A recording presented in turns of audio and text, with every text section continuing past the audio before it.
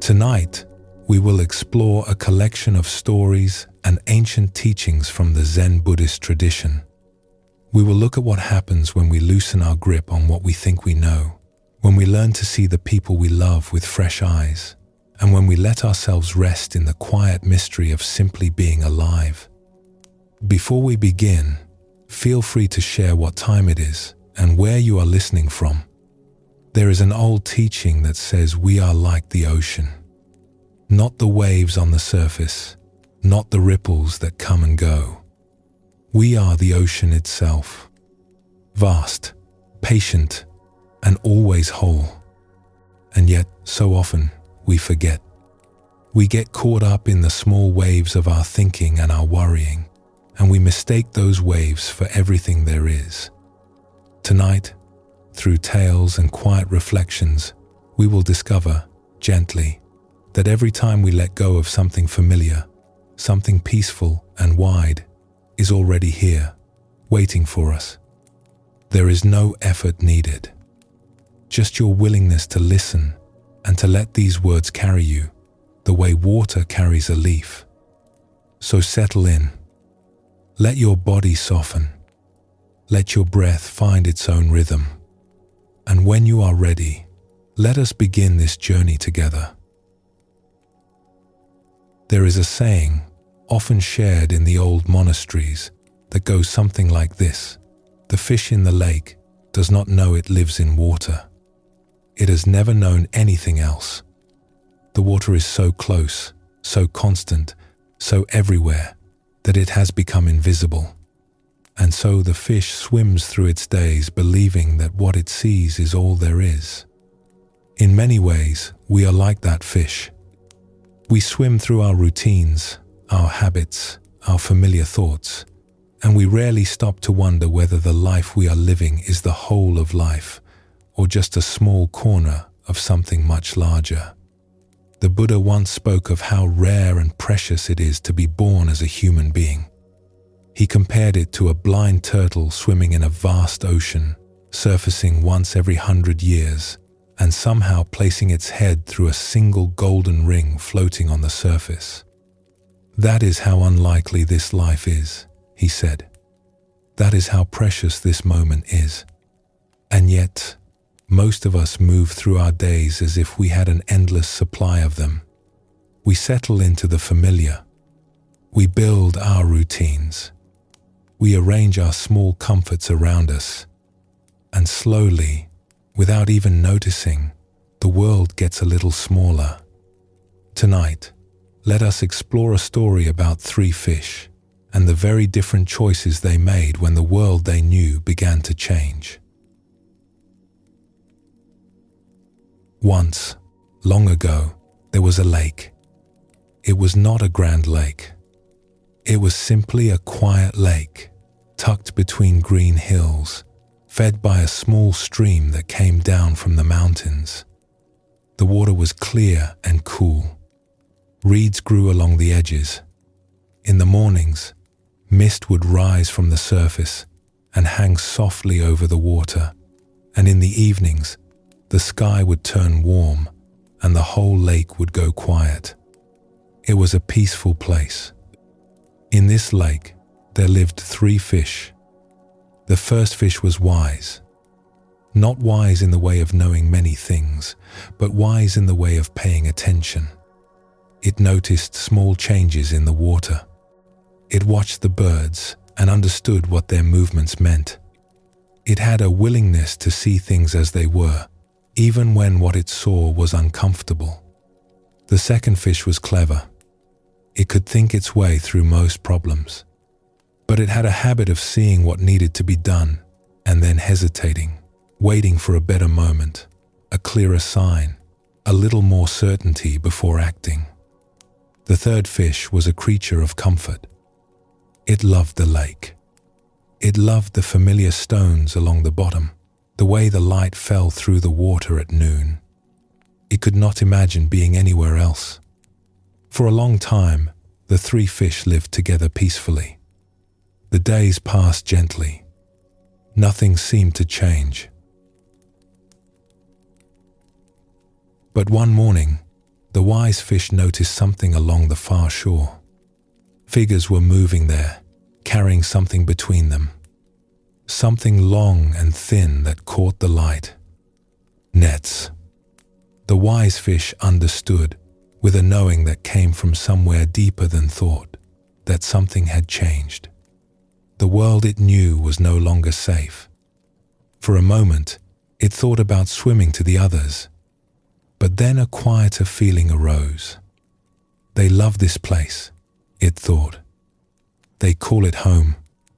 If I go to them now, their comfort will weaken my resolve. There is a teaching that says, it is right to love your home, but first ask yourself, where is home, really?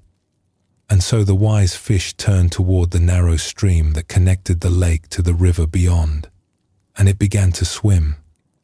It was not an easy journey. The stream was narrow and shallow in places. The current pushed against it. There were rocks to get around, and stretches where the water barely covered its body. The wise fish grew tired. There were moments when the memory of the lake called to it. Come back, the memory seemed to say. You were comfortable here. You were safe, but the wise fish kept going. Not because it was especially brave, but because it understood that the safety of the lake was no longer real. It was just a memory of safety. And holding on to a memory, no matter how nice it feels, is not the same as being truly alive. The stream widened into a river. The river deepened, and after a long, difficult passage, the wise fish felt something it had never felt before. The water opened up in every direction. There were no edges, no walls, no bottom it could see. It had reached the sea, and in that moment, something inside the wise fish simply let go. All the effort, all the fear, all the holding on. What was left was a feeling so wide and so quiet that there were really no words for it. Just a deep sense of having arrived. Not at a place, but at a truth it had somehow always known. Back in the lake, the second fish watched the wise fish disappear into the stream. And as the ripples settled, it felt a familiar sting. I should have gone, it thought. I saw the same signs. I knew what was coming, but I waited. I turned it over in my mind one too many times. The nets were closer now. The clever fish could see them spreading through the shallows. What can I do? It thought. The stream is too far. The nets are between me and the way out. And then an idea came. A strange one. If I cannot escape by swimming, it thought, perhaps I can escape by stillness. And so the clever fish did something bold. It turned its belly toward the sky and floated to the surface. It let its whole body go limp. It drifted among the reeds and fallen leaves, looking for all the world like a fish whose journey was already over. One of the figures waded over and lifted it from the water. The clever fish felt the grip around its body. Every instinct told it to thrash and fight. But it did not move. It lay perfectly still, trusting its own stillness completely. The figure looked at it, turned it over, and then tossed it aside toward the muddy bank with a shake of the head. The clever fish lay in the wet grass for a few breaths. And then, slowly and carefully, it rolled itself toward the water's edge and slipped back in. It had survived. Not through speed or force, but through letting go. There is an old teaching that speaks to this. It says, let go of who you think you are and discover who you have always been. The clever fish had touched the edge of that truth. Not perfectly, but enough to know that surrender is not the same as giving up. Sometimes it is the most courageous thing we can do.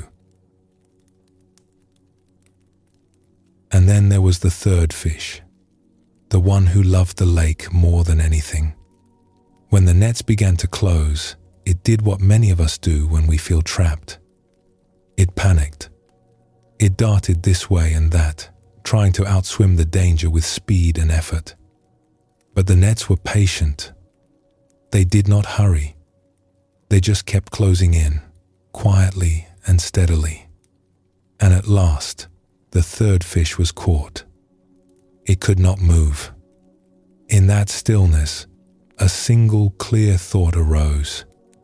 If I ever find my way free, it thought, I will never again live within the limits of a lake.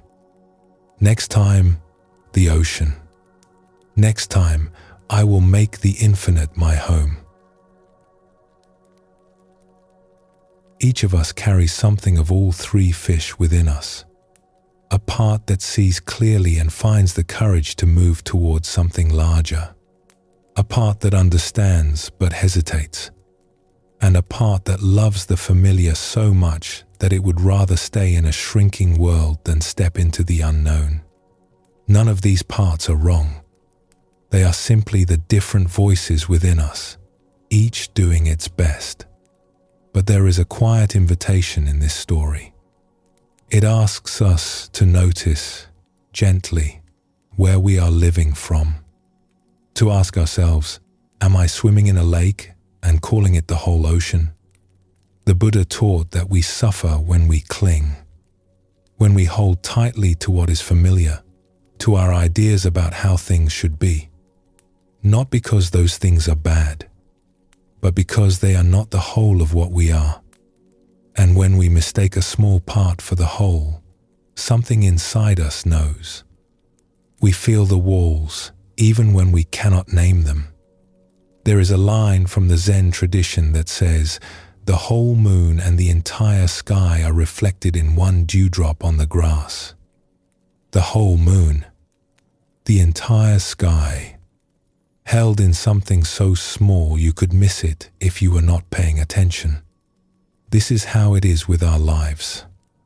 Each moment, no matter how ordinary, holds something infinite within it.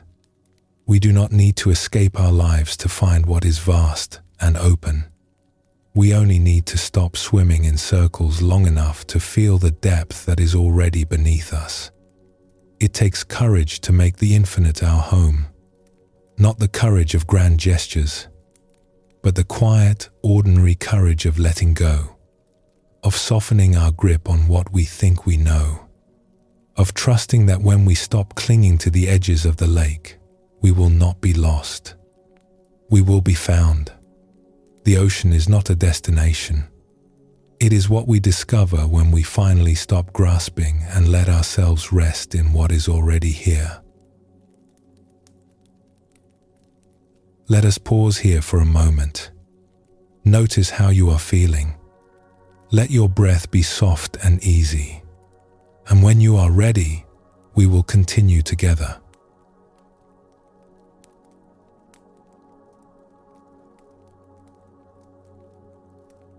So we have been thinking about lakes and oceans, about the courage it takes to let go of what is small and familiar and trust something larger. And there is perhaps no place where this matters more than in how we see the people closest to us. The Buddha said something very simple about this. He said, in the end, only three things matter: how much you loved, how gently you lived, and how gracefully you let go of things not meant for you. How much you loved, not how much you thought about love, not how much you planned for it, or worried about it, or tried to get it right. Just how much you loved. And here is the tender part. Most of us want to love the people in our lives well. We really do. But something gets in the way. Something quiet and persistent that we barely notice. We stop seeing them. Not with our eyes. Our eyes still work fine. But somewhere along the way, we replace the living, breathing person in front of us with a story we have written about them. And then, without realizing it, We start relating to the story instead of the person. Let us explore what this looks like. There is a story about two people who had been together for a long time. They cared about each other. That was never the question. But somewhere over the years, something had gone quiet between them. A kind of distance had crept in so slowly that neither of them noticed it at first. It was just there one day, like a piece of furniture they had stopped seeing. One of them had been doing a lot of inner work, quietly, on their own, reading, reflecting, sitting with difficult feelings they had avoided for years. And slowly, genuinely, they had changed. They were softer now, more open, more willing to listen without defending themselves. But when they came home each evening and sat across from their partner, something strange kept happening. Their partner would respond to them the way they used to be. The old patterns would surface, the familiar tensions, the same careful distance. It was as if there were two of them in the room, the person they actually were, and the older version their partner was still expecting to see. One evening, the one who had changed finally said something about it. They were sitting together after dinner, the house quiet around them. "Can I tell you something?" they said. "Something I have been noticing." "Of course," said their partner. "I feel like you are still talking to the person I was 3 years ago. Like you are waiting for me to react the way I used to. But I am not that person anymore. I have changed. And I think you have not quite noticed." Their partner sat with this for a long time. They did not get defensive. They just sat with it. "I think you might be right," they said finally. "But I do not know how to see you differently. I keep expecting the old version of you. It is like my mind has made a picture of who you are, and I keep looking at the picture instead of looking at you." "Yes," said the one who had changed, gently. "That is exactly what it feels like." There was a silence between them. But it was not the old, uncomfortable kind of silence. It was a new kind, an honest kind. The kind of silence that happens when two people are actually seeing each other, maybe for the first time in a very long while. This is such a common thing between people. It happens in families, between old friends, between parents and children who have grown up but are still being treated as if they were small. We build a picture of someone, and then we hold on to that picture long after the person has changed. And here is what makes it so tender. When we keep treating someone as if they are still the person they used to be, it can actually pull them back into those old patterns. Our expectations become a kind of gravity. We draw the people we love back into shapes they have outgrown, not because we mean to, but because we are not paying close enough attention to who they are right now. It is worth sitting with this for a moment. Think of someone in your life, someone you know well. When you bring them to mind, what comes up? Is it them, right now, as they actually are today? Or is it a collection of moments and memories? Things they said once, ways they behaved years ago, a feeling you have carried about them for so long that it has become invisible, like water to a fish. We do this with almost everyone. We carry these little stories around, and the stories sit between us and the actual person like a kind of fog. We see the fog and think we are seeing them. There is a Zen teaching that says, in the beginner's mind there are many possibilities, but in the expert's mind there are few. We become experts on the people we love. We think we know them so well. And that knowing, that certainty, is exactly what keeps us from seeing them fresh. There is a quieter layer to this, too. It is not just other people we do this with. We do it to ourselves. Think about how many of us carry an old story about who we are. Maybe it is a story about a time we tried something and it did not work out. A job we did not get. A relationship that ended. A moment when we felt we were not enough.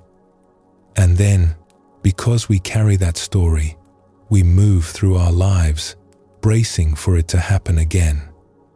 We hold back. We play it safe. We do not let ourselves be fully open to this moment, because we are still flinching from a moment that has already passed. There is a story about a person who had once spoken up at an important gathering and been embarrassed by how it went. The words came out wrong. People stared. For years afterwards, every time they were in a room full of people and had something to say, they felt that old tightness rise in their chest.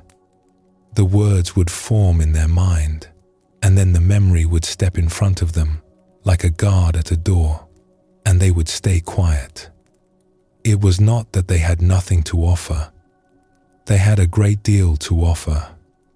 But the story was louder than the present moment. The echo was louder than the music. The Buddha had a word for this kind of holding. He called it attachment. Not attachment to things, necessarily, but attachment to our ideas about how things are. To our version of the story. And he taught that this attachment, more than almost anything else, is what keeps us from being free. Not because the stories are bad, but because they are old.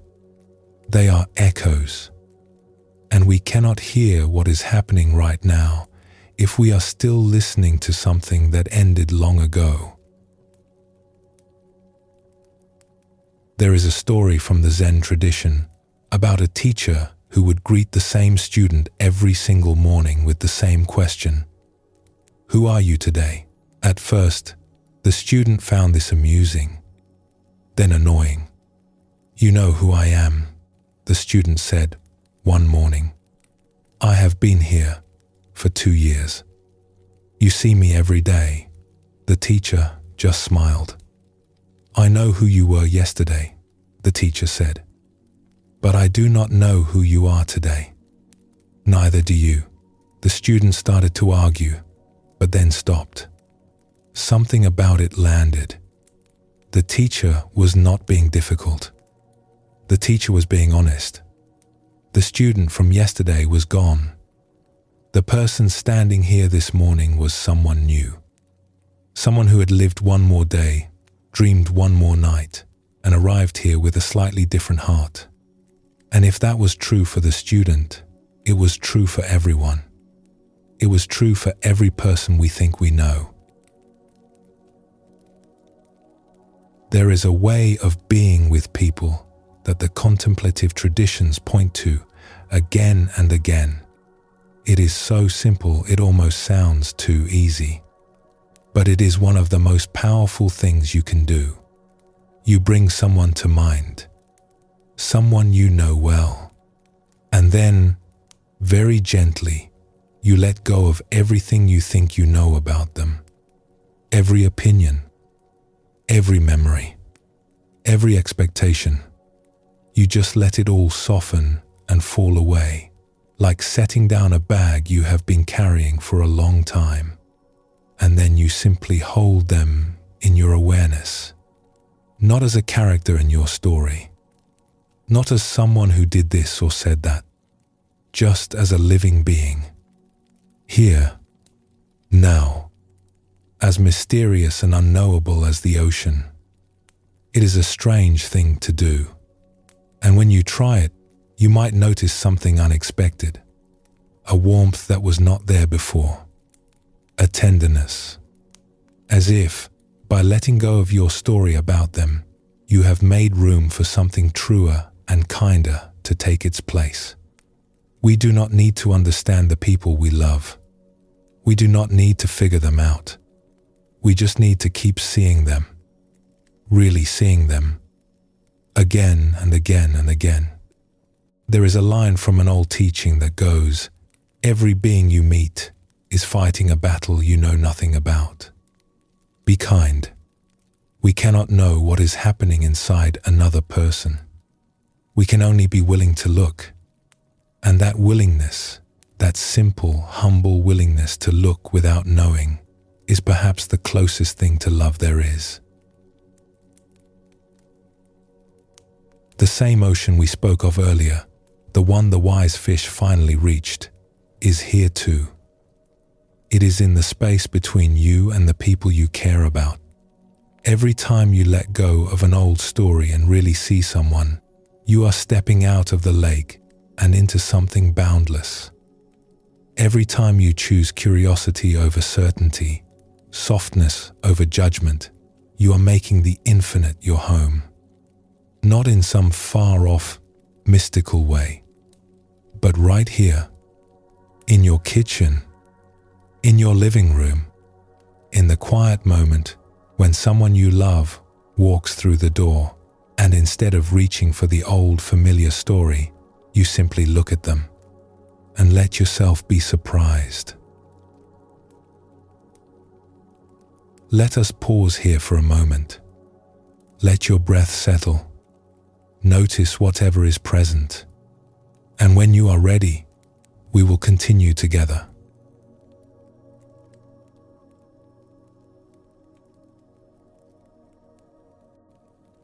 One of the gifts of paying attention, of really being present with the people and moments in our lives, is that we start to notice beauty in places we never thought to look. Not the big, obvious kind of beauty. Not sunsets or mountaintops or the things we put on postcards. Something quieter than that. Something that hides in plain sight, tucked into the most ordinary corners of the most ordinary days. The Zen tradition has a wonderful way of pointing to this. A student once asked a teacher, "Where can I find the sacred?" And the teacher said, "Have you had your breakfast?" The student said, "Yes." "Then wash your bowl," said the teacher. That is it. The whole teaching, right there in a dirty bowl. Let us explore a story about an evening like that. An evening where something extraordinary was hiding inside something completely ordinary. There was a family, a parent and a child, who went out for a late dinner at a small restaurant one evening. They arrived so late that the kitchen was nearly finished for the night. The dining room was almost empty. The staff were beginning to clean up, wiping down tables, stacking chairs. It was that quiet in-between time when a place is not quite closed but not quite open either. They had a simple meal. Nothing special. The kind of dinner you forget about by the next morning. But as they were getting ready to leave, the child stopped in front of a fish tank near the entrance. It was a large tank, softly lit, with a few fish drifting around inside. And one of the fish was different from the others. It had one eye. Just one, and it was enormous. It stuck out from the side of its head like a bright, round lantern, taking in everything. The fish was golden, vivid, almost glowing in the soft light of the tank. And it moved through the water with a kind of calm confidence, as if having one great eye instead of two small ones was not a problem at all. As if it was, in fact, a gift. The child pressed close to the glass. "Look at that," the child whispered. "Just that. Look at that." And then something lovely happened. A few of the young staff members noticed the child staring, and they came over. They were cheerful and bright-eyed, and they began to tell the story. "When we first got that fish," one of them said, "it was tiny. And it was black, not golden. And it had two eyes, just like all the others." "What happened?" asked the child. "Well," said another, laughing, "a few days after we put it in the tank, It got into a scrap with one of the bigger fish, and it lost one of its eyes. "Oh no," said the child, pressing closer to the glass. "But wait, said a third, waving a hand. "This is the good part." They were all gathered around the tank now, their cleaning rags forgotten, their faces lit up. About 2 weeks after that, it started to change color. First a little bit gold around the edges, then more and more, until one morning we came in and the whole fish was gold. Just like that. Black to gold. "And the eye," said the first one, pointing at the tank, the one it had left. It just kept growing. Bigger and bigger and bigger. Like it decided that if it was only going to have one eye, it was going to make it the best eye anyone had ever seen. They were all laughing now. Not in a mean way. In a way that was full of genuine delight. They thought this fish was the most wonderful thing in the world. You could see it in their faces. They were proud of it. They loved it.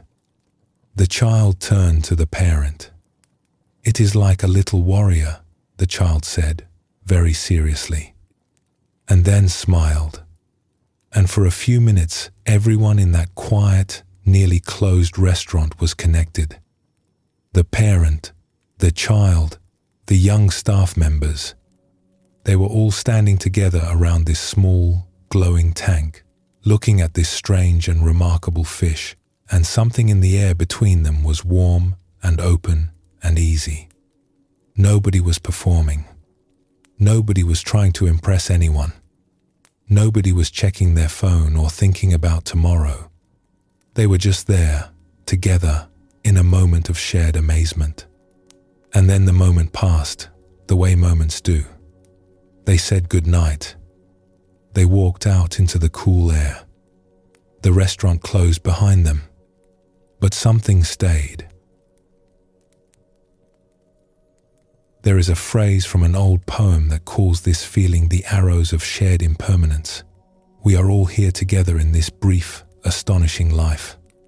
And when we really feel that, even for a moment, something melts between us. The walls come down. The separateness dissolves. We remember that we belong to each other. It does not take much. It does not require a temple or a retreat or a special occasion. It just takes a moment of real presence. A willingness to stop and look at what is right in front of us, the way that child looked at that fish, with nothing between them but wonder. There is another story, a small and gentle one, about a beloved artist who spent many years creating beautiful books for children. The artist's drawings were full of wild, joyful creatures, the kind of drawings that children could stare at for hours, finding new things every time they looked. Over the years, many children wrote to this artist, and the artist always wrote back.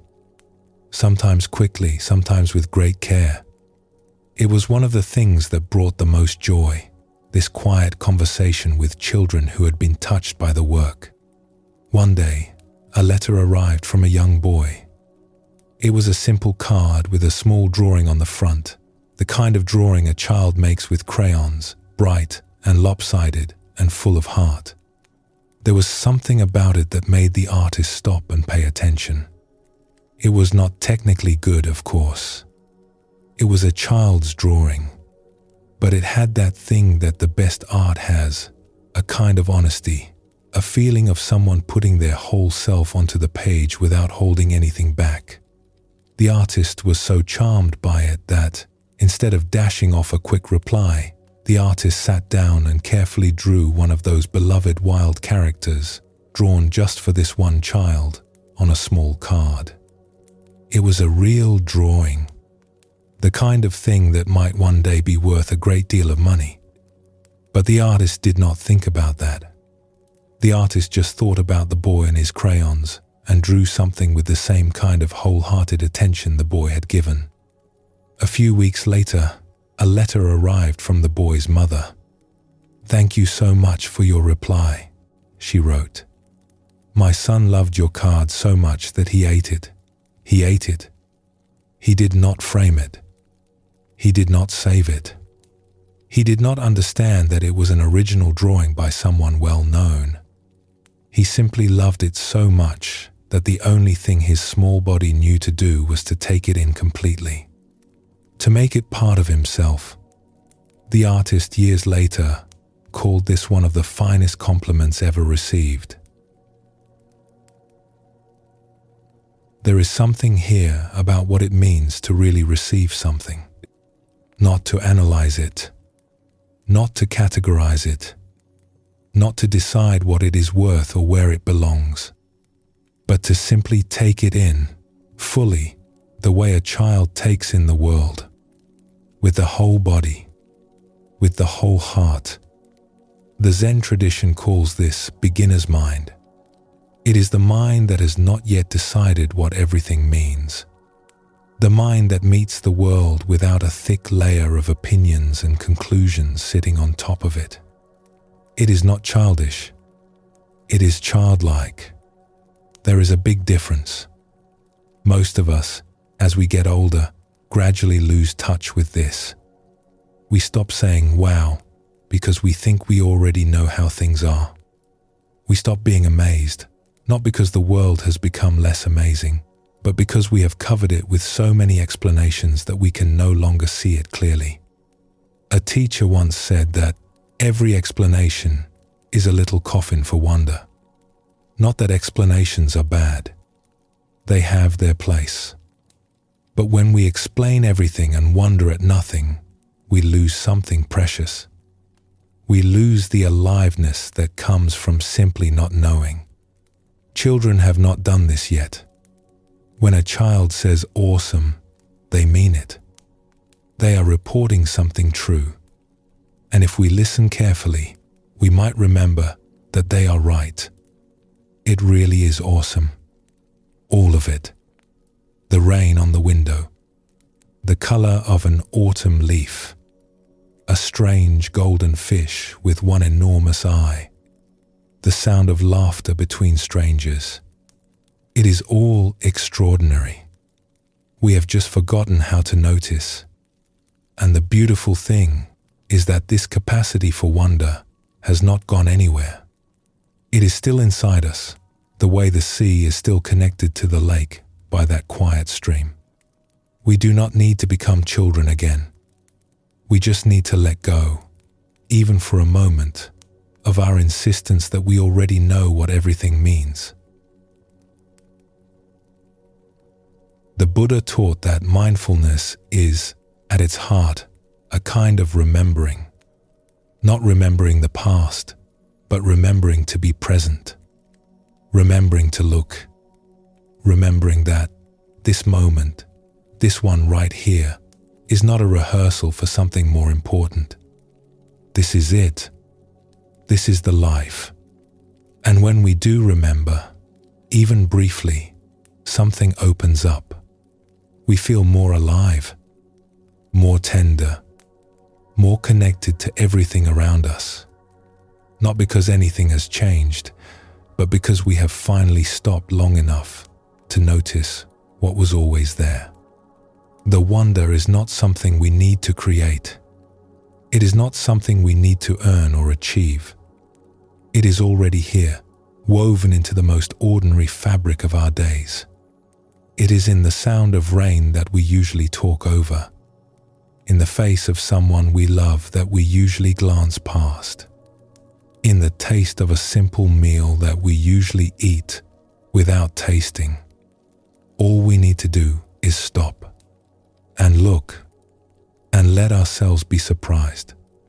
There is a line, often shared in the Zen tradition, that says, "When you realize nothing is lacking, the whole world belongs to you." Nothing is lacking. Not right now. Not in this breath. The whole world is already here, quietly offering itself. We just have to be willing to receive it. The way a child receives a drawing, completely, with everything they have. Let us pause for a moment here. Notice your breathing. Notice the quiet. And when you feel ready, we will continue together.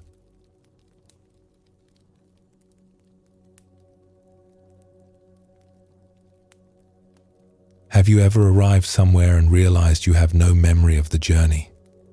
You were walking, or riding, or driving, and your body was doing all the right things, but you were not really there.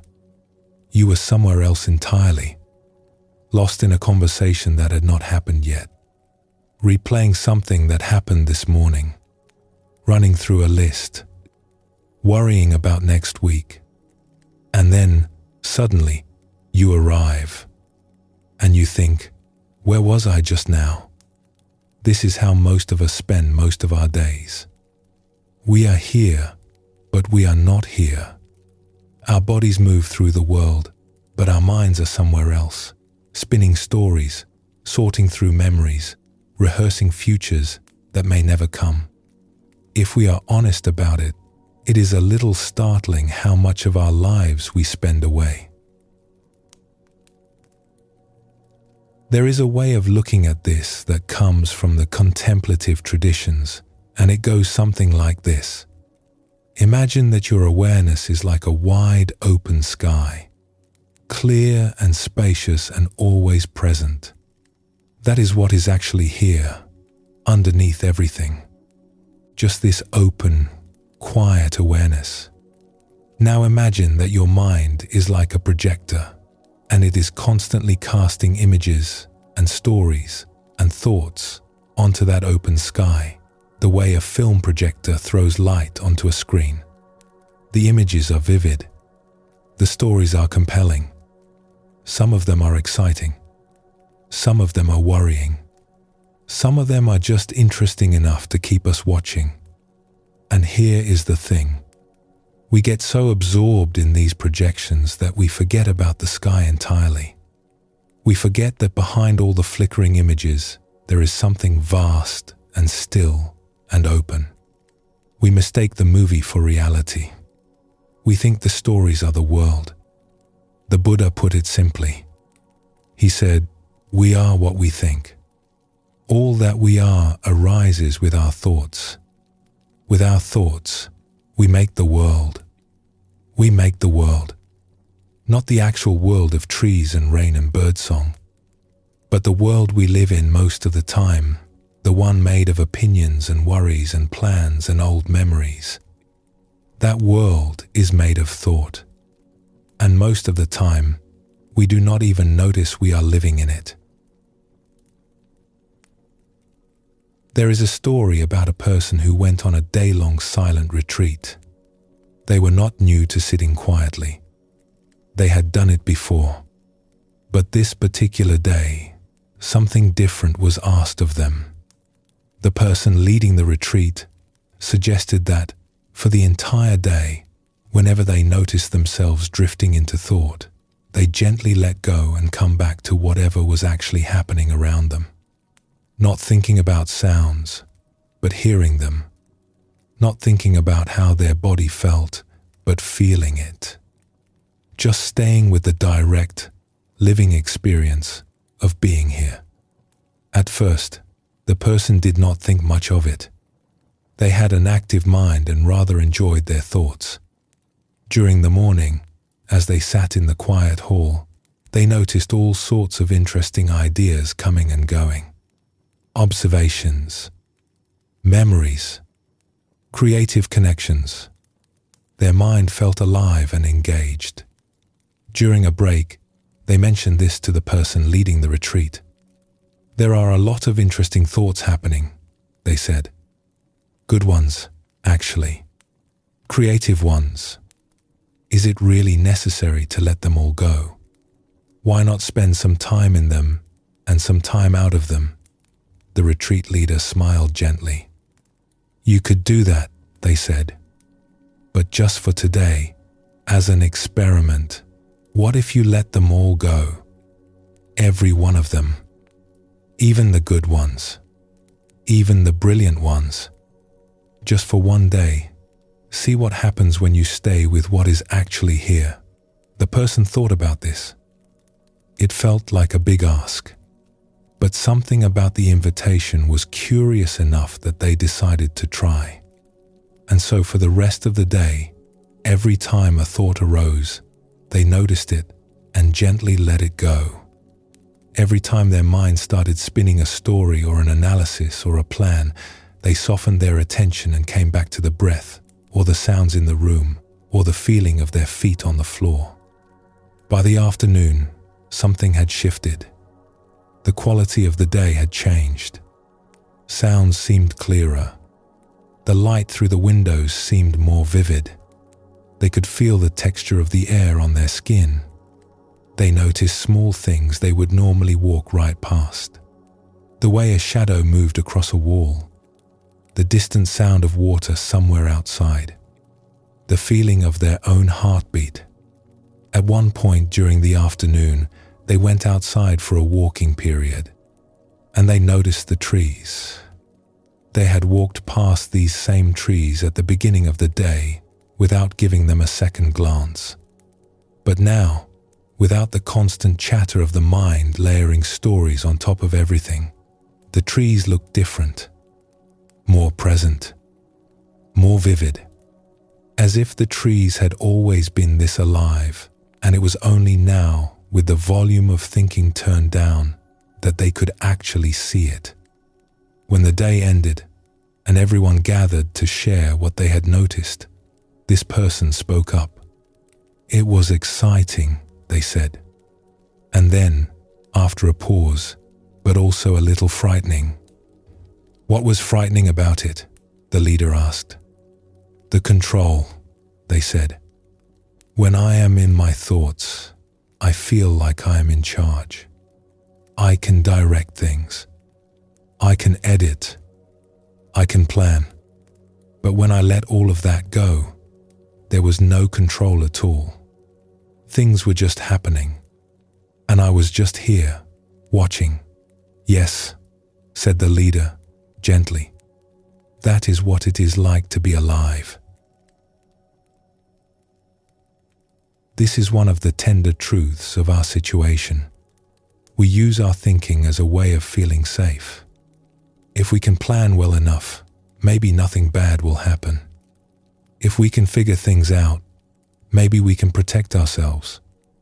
If we can stay one step ahead, maybe we will be okay. And there is nothing wrong with this. It is a very human thing to do. But it comes at a cost. The cost is that while we are busy planning and figuring and staying ahead, we miss what is actually here.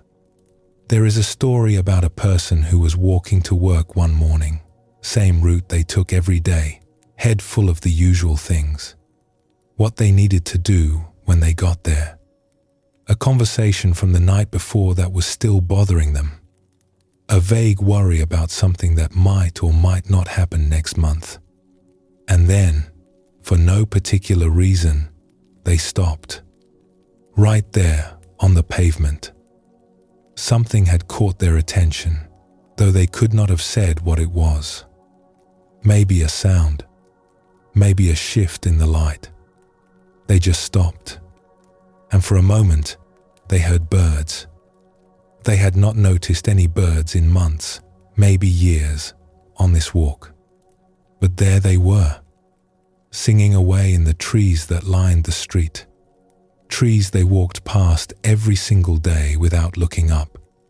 They stood there for maybe 30 seconds, just listening, and something inside them softened. The worries did not disappear exactly, but they got quieter, less urgent, like someone had turned the volume down. And in the space that opened up, there was this simple feeling of being alive, of being here, of standing on a street on a spring morning with birds singing overhead. 30 seconds. That is all it took. We miss so much. We miss the sound of rain at night. We have all heard rain before, of course. But have you really listened to it lately? Have you let yourself just lie there and hear it, without thinking about whether you close the windows or what the weather will be like tomorrow? Just the sound of it, the way it comes and goes, the way it taps and whispers and occasionally falls silent before starting up again. We miss the feel of our own moods, the gentle shifts in how we are doing from hour to hour. We miss the look on someone's face when they are about to say something important. We miss the taste of our food, the temperature of the air, the way our body feels when it is tired or rested or somewhere in between. We miss our own tenderness. That is perhaps the quietest loss of all. Underneath all the thinking and planning, there is a part of us that is incredibly soft and open and alive. But we rarely get there because the thoughts are so constant that they drown it out. The Buddha once said, "Do not dwell in the past. Do not dream of the future. Concentrate the mind on the present moment." It sounds so simple, and yet it may be the most radical thing any of us ever attempts. There is a Zen saying, "When the mind is still, the whole universe surrenders." It does not mean we have to stop thinking forever. That would not be possible, and it would not be the point. Thoughts are a beautiful part of being human. We can create with them. We can solve problems. We can imagine and dream and connect ideas in ways that no other creature on earth can do. But thoughts are a tool. They are not meant to be the whole of our experience. And somewhere along the way, for most of us, the tool took over. The servant became the master. We started living in our thoughts instead of using them, and we forgot that there was a world outside the projector's beam. Think about it this way. If you spent your entire day looking at photographs of the ocean, you would know a great deal about what the ocean looks like. But you would not know what it feels like to stand in the surf. You would not know the smell of the salt air, or the sound of the waves at night, or the feeling of sand under your feet. The photographs are useful. They are beautiful, even. But they are not the ocean. Our thoughts are like that. They are snapshots. Still images of a reality that is actually alive and moving and full of depth.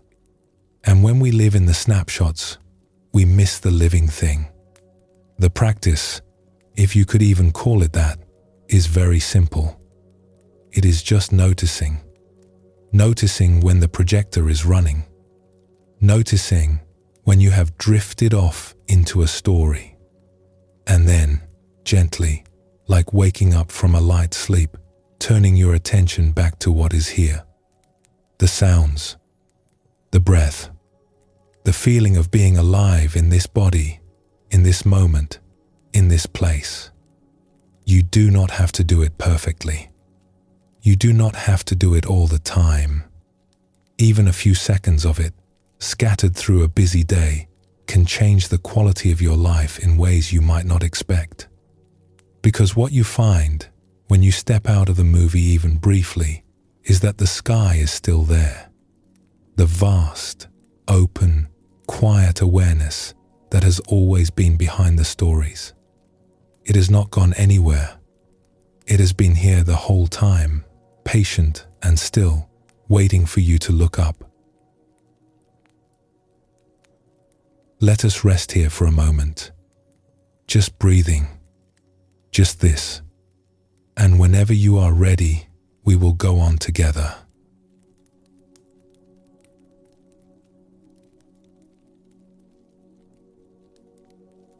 There is an old story, one of the most famous in the Zen tradition, about a scholar who traveled a great distance to visit a well-known teacher. The scholar was a person of considerable learning, many years of study, many books read, many lectures given. By the time they arrived at the teacher's small house at the edge of a forest, they had been traveling for days, and were eager to show what they knew. The teacher welcomed the scholar warmly and invited them to sit down. "Let me make you some tea," the teacher said. While the water heated, the scholar began to talk. They talked about the texts they had studied, the philosophies they had mastered, the insights they had gained through years of careful thought. They spoke at length and with great confidence, filling the small room with words and ideas. The teacher listened, nodding from time to time, and then began to pour the tea. The scholar kept talking. The teacher kept pouring. The cup filled. The tea reached the brim. And still, the teacher kept pouring. Tea spilled over the edge, across the table, onto the floor. "Stop," said the scholar, startled. "The cup is full. It cannot hold any more." The teacher set the pot down gently. "Yes," the teacher said, "you are like this cup. You are so full of what you already know that there is no room for anything new. If you want to learn something here, you must first empty your cup." This is such a simple teaching, and yet it is one of the hardest things to do. We spend our whole lives filling our cups. We collect opinions and beliefs and explanations. We gather facts. We form views about how the world works, who people are, what life means. And over time, all of this knowing becomes very dense and very heavy. It becomes the ground we stand on, the walls of the house we live in. And here is the gentle difficulty. The more we know, or think we know, the less room there is for surprise, for wonder, for the kind of fresh, open encounter with life that we were talking about earlier, the encounter that children have so naturally and that most of us gradually lose. The Zen tradition has a phrase for the alternative. They call it beginner's mind. It is the mind that approaches each moment as if for the first time. The mind that does not already know what is going to happen, what someone is going to say, what this experience is going to feel like. It is open and curious and a little bit humble. And it is not just a nice idea. It is actually the doorway to something quite freeing. Let us explore another story. There was a person who was very good at their work. Over many years, they had built up a reputation as someone who had answers. Colleagues came to them with questions. Friends came to them with problems. They were the one everyone turned to when things needed to be figured out. And for a long time, this felt good. There is a real satisfaction in being the one who knows. A sense of solidity, of usefulness, of standing on firm ground. But over time, something began to change. The person noticed that conversations had become a little predictable. People would start talking, and before they were halfway through a sentence, the person already knew what they were going to say, already had a response forming, already had the answer lined up. It was efficient, but it was not alive. One evening, this person was sitting with a close friend, someone they had known for many years. They were at a kitchen table. The tea had gone cold. The friend was telling them about something difficult they were going through. Something tangled and painful that did not have a clear answer. And as usual, the person felt the familiar machinery start up inside, sorting through possible responses, looking for the right advice, the right frame, the right fix. But this time, for whatever reason, they stopped. Something in them just gave up trying to be helpful in the usual way. They did not offer an answer. They did not suggest a book or a strategy or a different way of looking at it. They just sat there with their cold tea and their friend and the silence. "I do not know what to say," they said after a long pause. "I have been sitting here trying to come up with something useful, and I just do not know. I do not have an answer for this one." The friend looked at them, and something in the friend's face changed, softened. The tension around their eyes eased. Their shoulders dropped a little. "Thank you," the friend said, quietly. "That is the most helpful thing anyone has said to me in weeks." "Really?" the person said, surprised. "But I did not say anything." "I know," the friend said. "That is why it helped. Everyone else keeps trying to fix it. You are the first person who just sat here with me." It was a strange moment. Nothing had been solved. No advice had been given. Nothing had moved forward in any practical way. And yet something had happened between them that was deeper and truer than any solution. By saying, "I do not know," the person had stepped out of the role of expert and into something more honest, more human, more connected. They sat together for a while longer after that, not talking much, just being there. And the kitchen, which was really just a small, ordinary kitchen, felt somehow larger, more peaceful, as if the room itself had been waiting for someone to stop filling it with answers. There is a saying in the Buddhist tradition, "Not knowing is most intimate." When we do not know, we are close to things. When we have it all figured out, we are actually far away, up in the tower of our conclusions, looking down at life through a small window. But when we let go of our knowing, we come back down to the ground. We stand next to each other again. We feel the weather on our skin. There is a lovely exchange in the Zen tradition that captures this beautifully. A student went to a teacher and asked, "What happens to us when this life is over?" The teacher thought for a moment and said, "I really do not know." The student was surprised. "But you are a great teacher," the student said.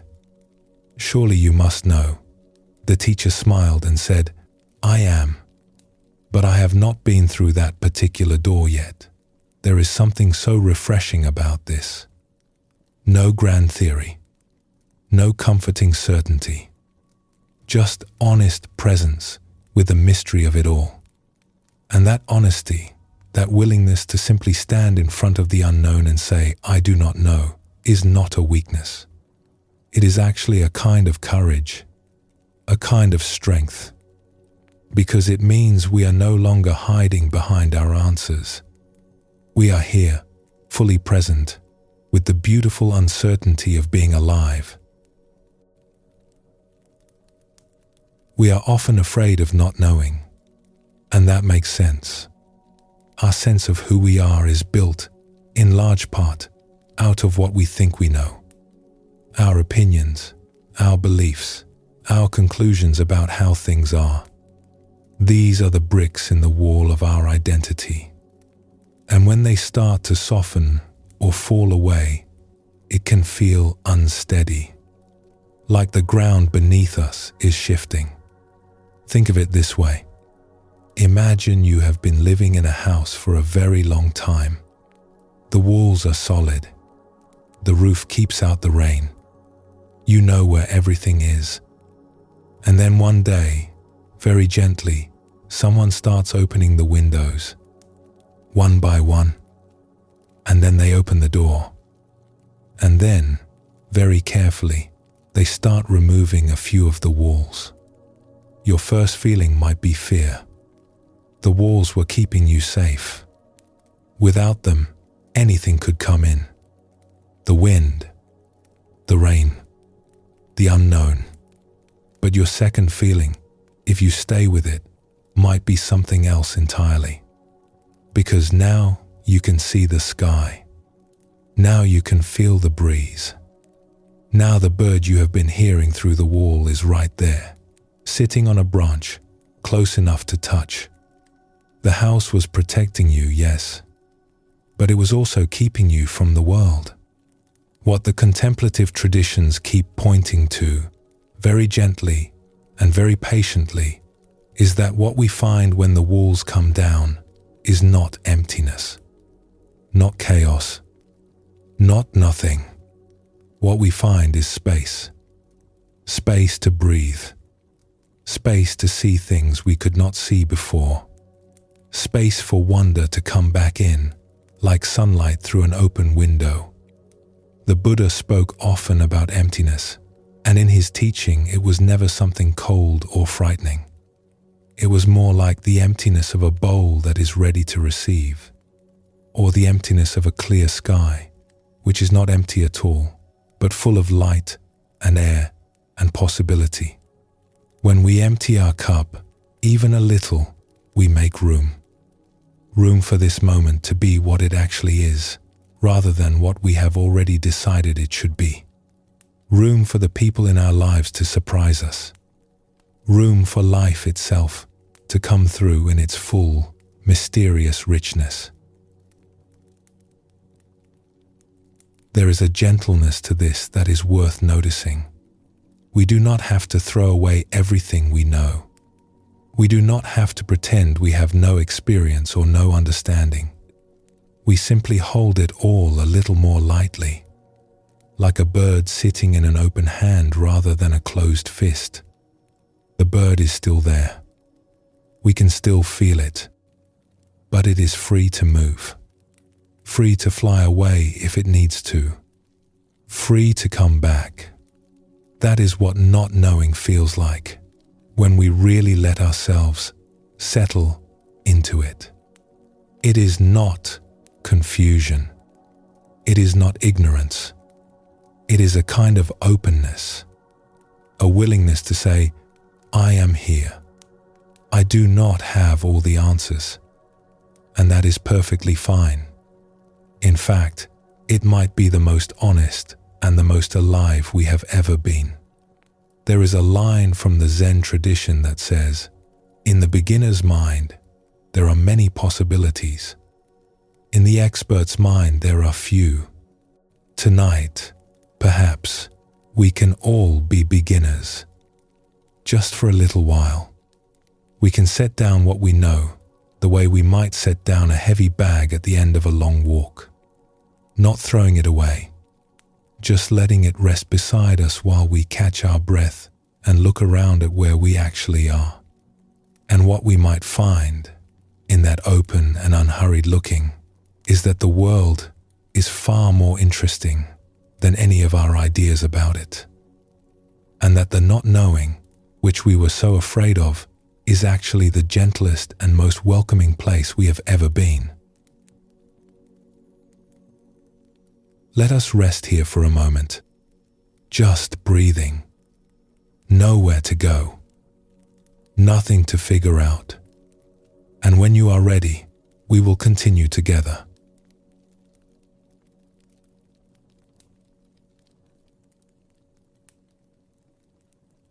We have been talking tonight about what happens when we soften our grip, when we let go of our stories about each other, our attachment to our thoughts, our need to have everything figured out.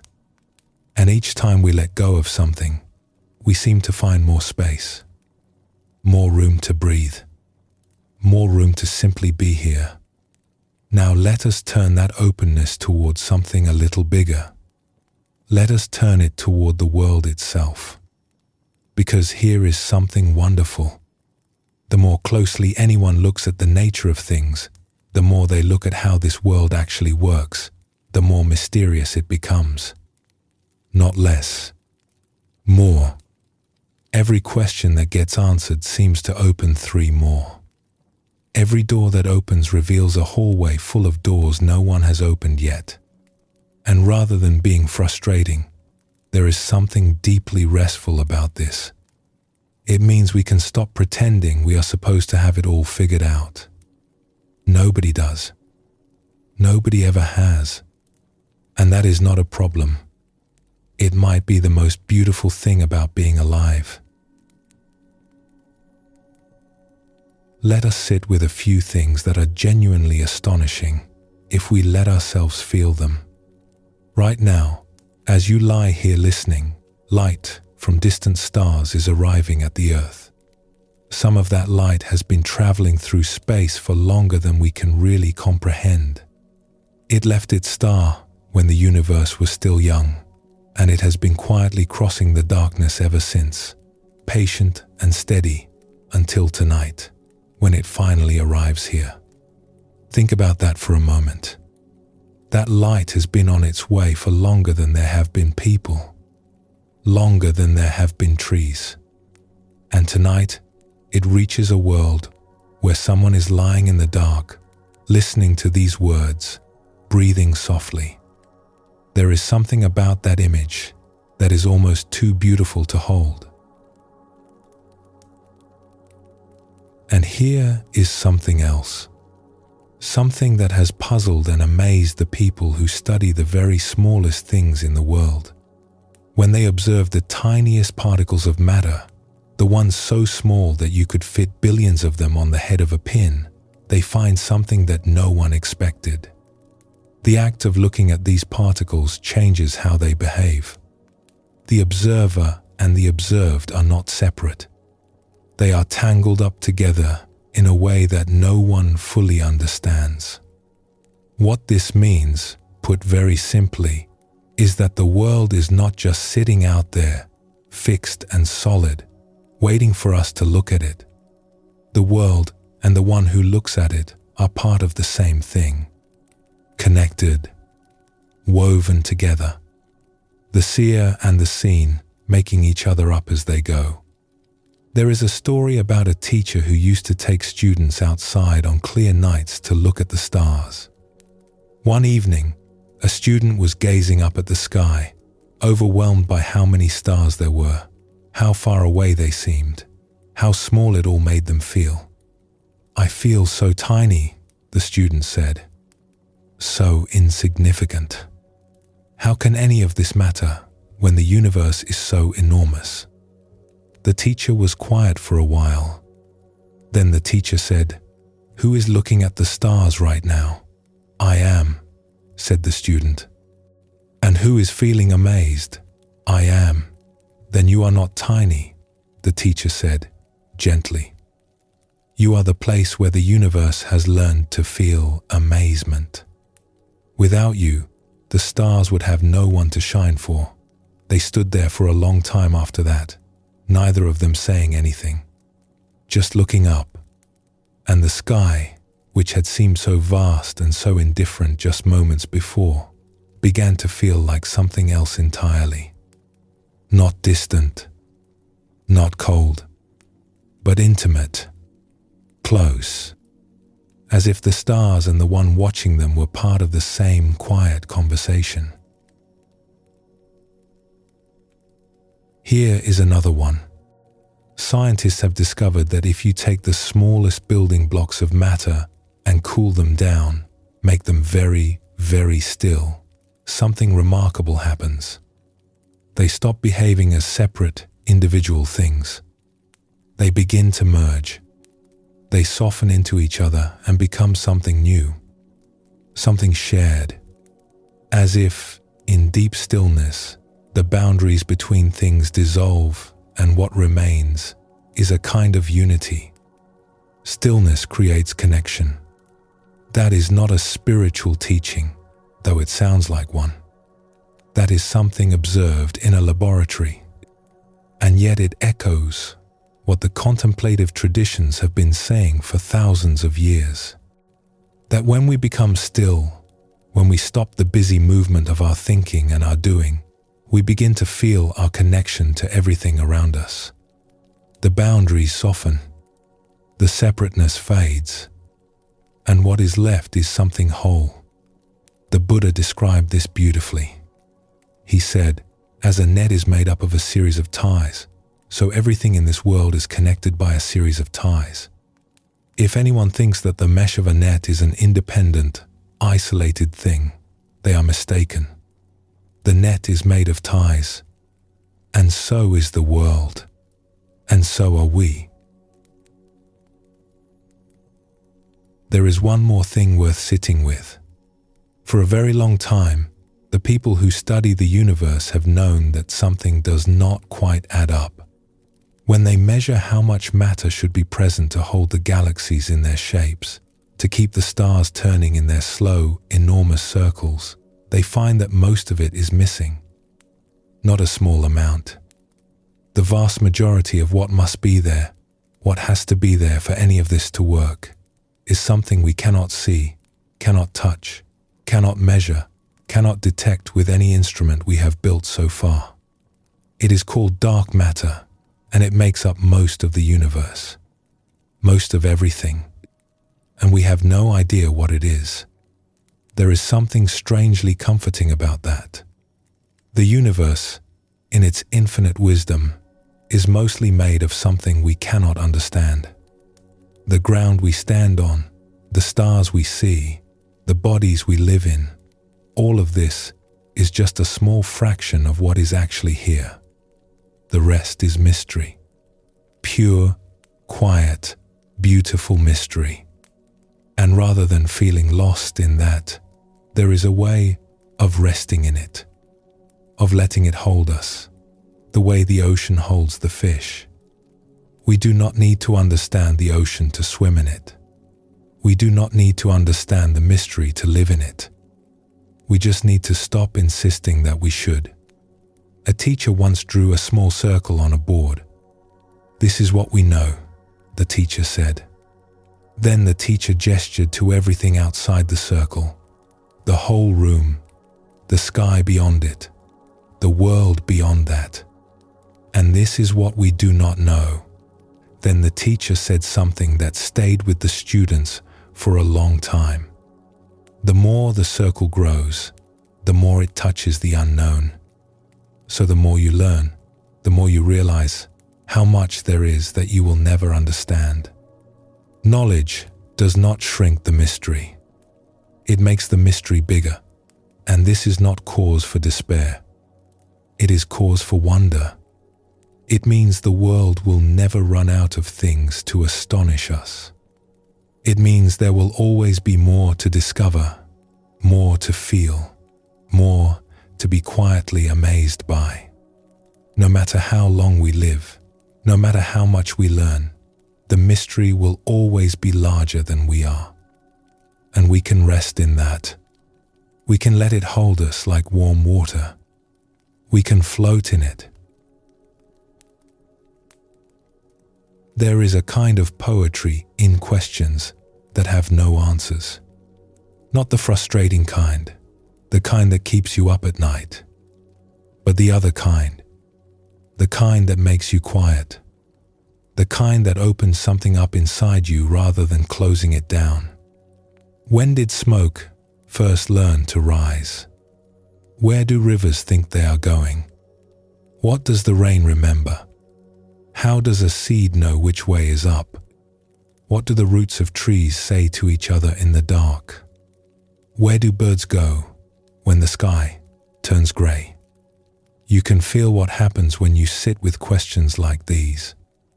The mind reaches for an answer, and then, when no answer comes, something else takes its place.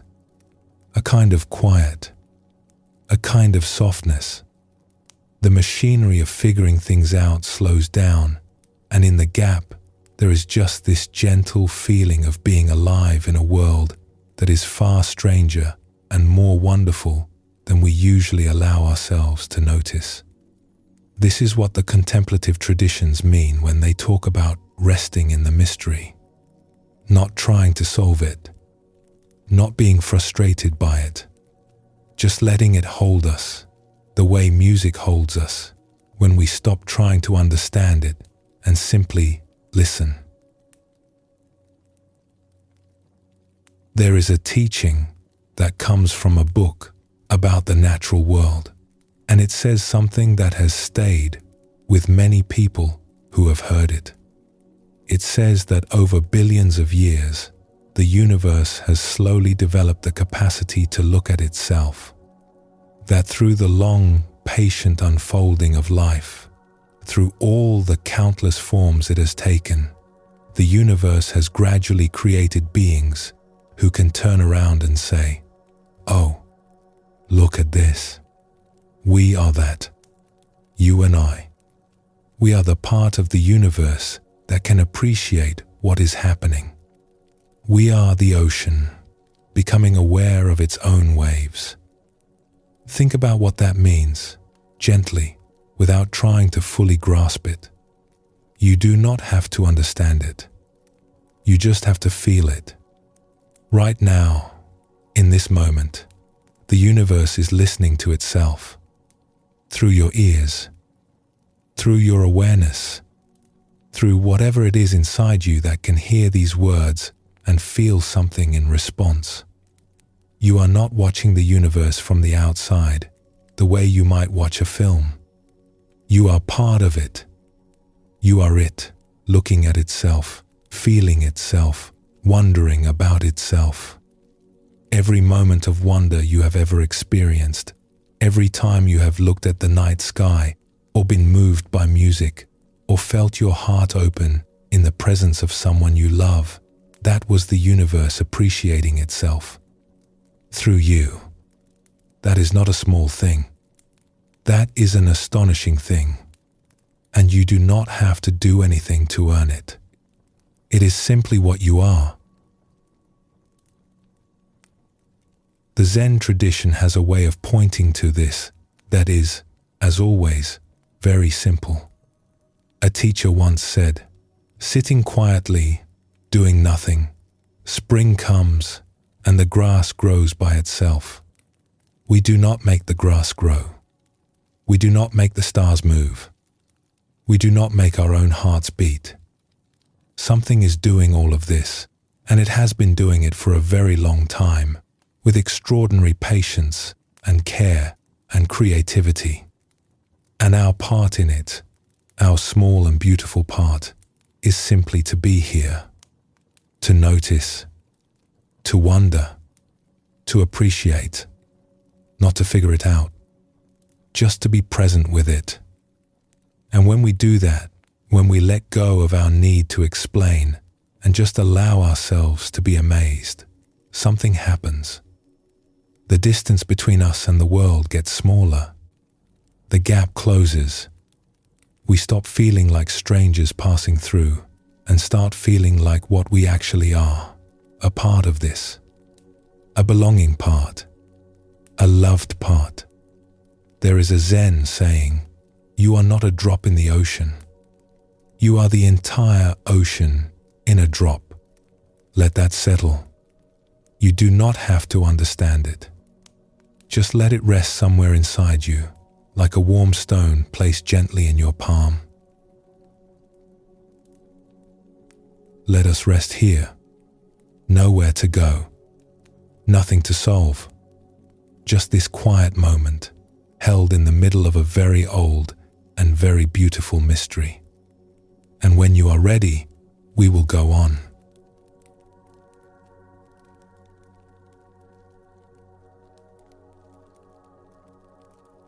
Everything changes. That is one of the simplest and most important things the Buddha ever taught. He did not say it as a warning. He did not say it with sadness. He said it the way you might point out the sky. Just this. Look, everything changes. The seasons turn. The light shifts from morning to evening and back again. Our moods come and go like weather. The people we love grow and change, and so do we. Nothing stays the same for long. Not the good things. Not the difficult things. Not even this breath, which is already different from the one before it. And here is the gentle truth at the heart of this teaching. We already know it. Somewhere deep down, We have always known it. But most of the time, we live as if we did not. We hold on. We try to keep things the way they are. We grip tightly to what we love, to what feels safe, to what we understand. And that gripping, kind as its intentions are, is what makes us tired. There is an old saying that goes, "You cannot stop the waves, but you can learn to surf." It is such a simple image, and it captures something about our lives that is hard to put any other way. We cannot stop the waves. We cannot make life hold still. We cannot prevent things from changing, from moving, from being unpredictable and sometimes overwhelming. The waves are going to come whether we want them to or not. But we can change our relationship to them. Most of us, if we are honest, tend to do one of two things with the waves of our experience. Either we try to control them, which is exhausting and never quite works, or we try to avoid them, which means shutting down and going numb. Neither one feels very good. Neither one is very alive. But there is a third way, and it is the way the contemplative traditions have been pointing toward for a very long time. It is the way of staying open, of feeling the waves fully, of letting them move through us, without losing our balance. Not fighting, not running, just being here, with whatever is here, and trusting that we are large enough to hold it. The Buddha described this quality as equanimity. It is a word that sounds formal, but it really just means balance.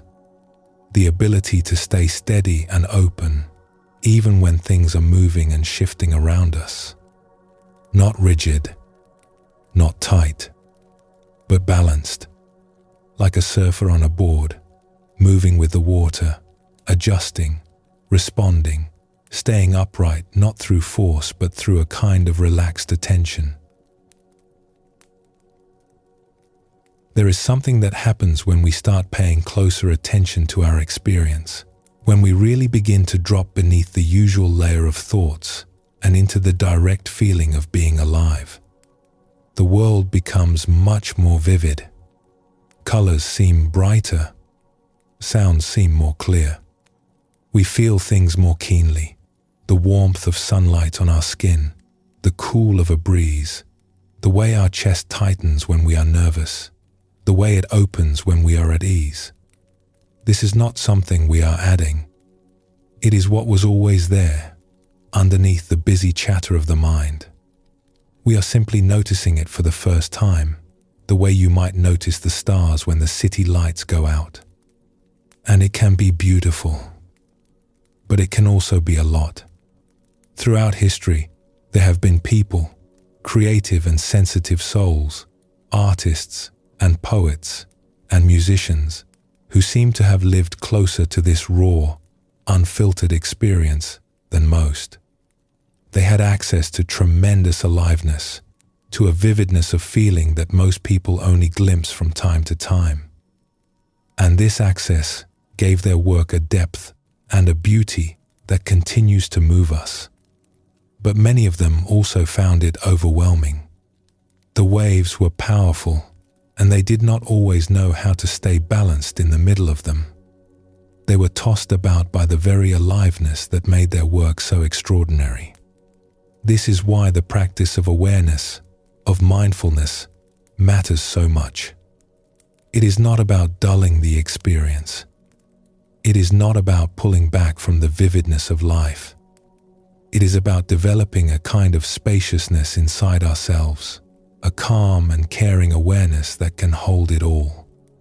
The beauty and the difficulty, the joy and the sorrow, the waves and the stillness beneath them. The Zen tradition sometimes calls this big mind.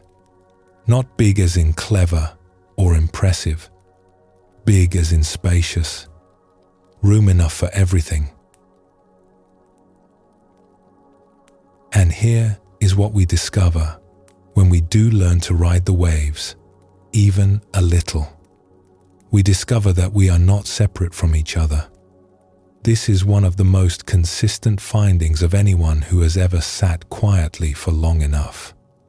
The boundaries we draw between ourselves and the world, between ourselves and other people, between the inside and the outside, begin to soften. We start to sense that we are part of something woven together, something interconnected in ways we usually cannot see but can sometimes feel. The Buddha spoke about this often. He taught that nothing exists entirely on its own. Everything arises in relationship to everything else. A flower depends on the rain, the sun, the soil, the bee.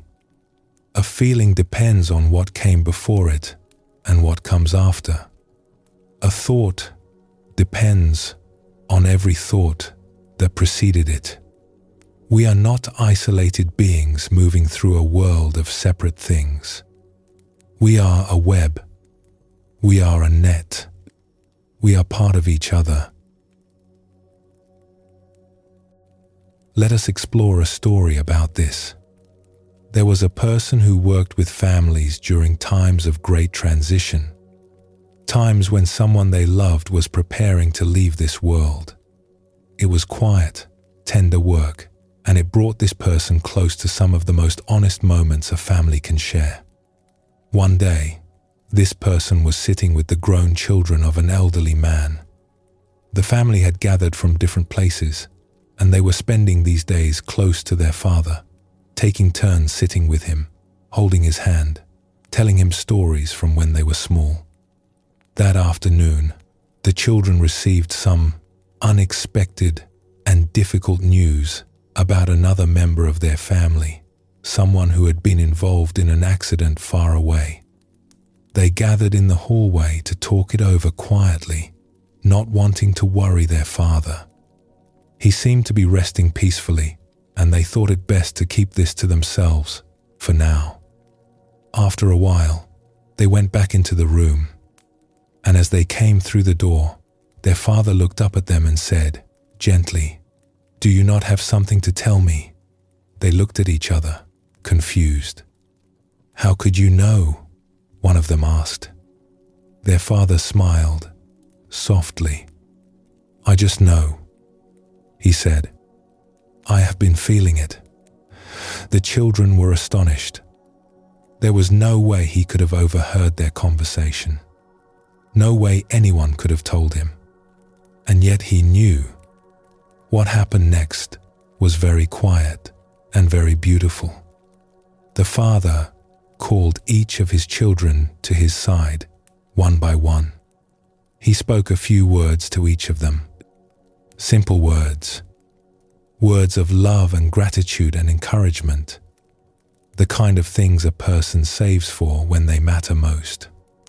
And then he rested his head back and closed his eyes, and the room went very still. The person who witnessed this said later that it changed the way they understood connection. That in those final, open moments, the boundaries between people seemed to thin until they were almost transparent. As if the love that had always been there between this family was finally able to flow without anything in the way. We do not have to wait for extraordinary circumstances to feel this kind of connection. It is available to us in small ways, every day. In the moment when you laugh at the same thing as a stranger. In the moment when you feel what someone else is feeling without them saying a word. In the quiet understanding that passes between old friends who do not need to explain themselves. Have you ever been in a room with someone, not talking, not doing anything in particular, and felt completely at peace? Not because of anything that was happening, but because of the simple fact of being together. That is the web, making itself felt. That is connection, showing up in its quietest and most ordinary form.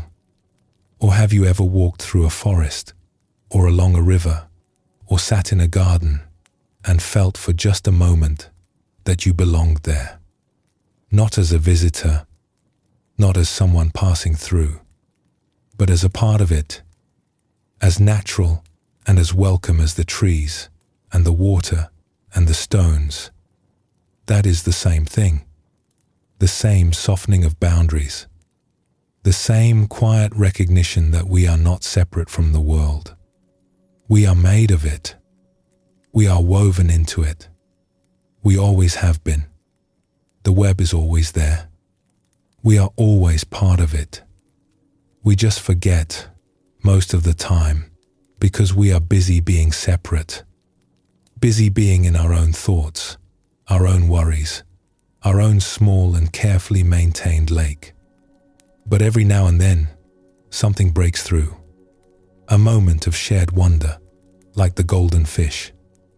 A moment of honest presence, like saying, "I do not know."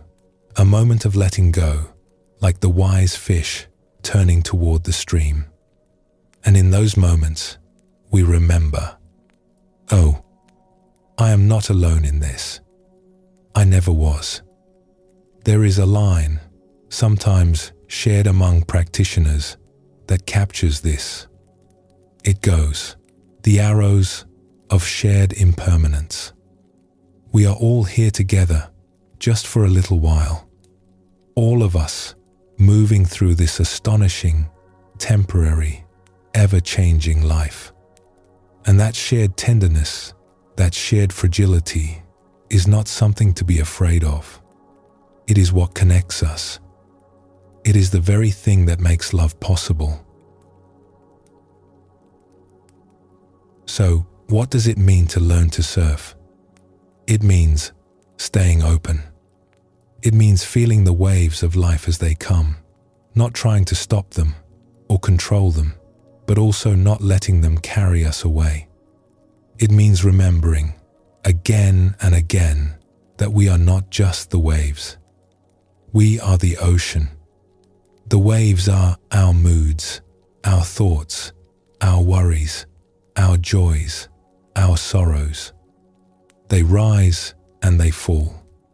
They are beautiful and sometimes difficult, but they are not the whole of what we are.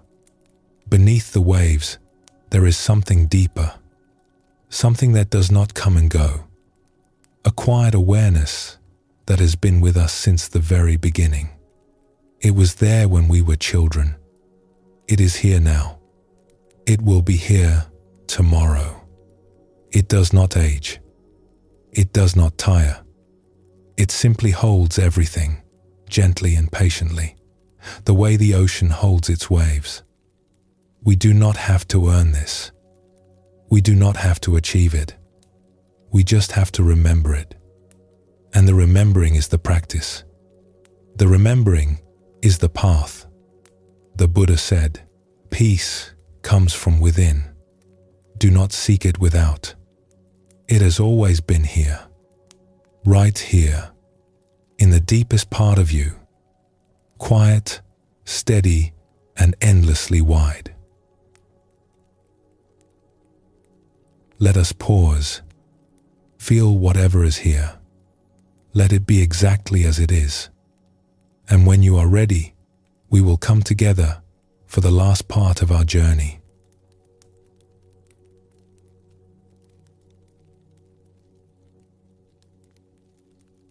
So here we are. We have traveled a long way together tonight, through lakes and oceans, through stories about people who could not see each other clearly and then learned how, through golden fish and empty cups and movie projectors and starlight that has been crossing the darkness for longer than we can imagine, through waves and stillness and the web that holds us all together.